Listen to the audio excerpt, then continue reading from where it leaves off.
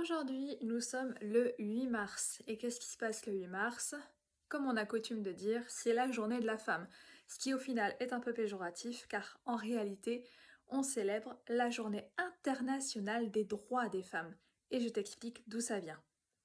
Pour connaître les origines de l'histoire, il faut remonter à la fin du 19e siècle et début 20e, où des mouvements féminins émergent, que ce soit en Europe ou aux États-Unis. Qu'est-ce que ces femmes réclament? Eh bien, de meilleurs droits sociaux et politiques, comme par exemple le droit de vote, et des meilleures conditions de travail.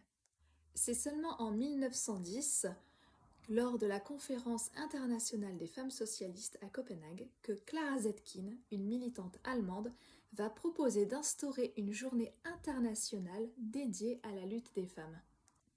La première célébration de cette journée a lieu le 19 mars 1911 dans plusieurs pays, comme l'Allemagne, le Danemark, l'Autriche et la Suisse, où plus d'1 million de femmes manifestent pour réclamer le droit de vote, bien sûr, le droit au travail, mais aussi l'égalité sociale.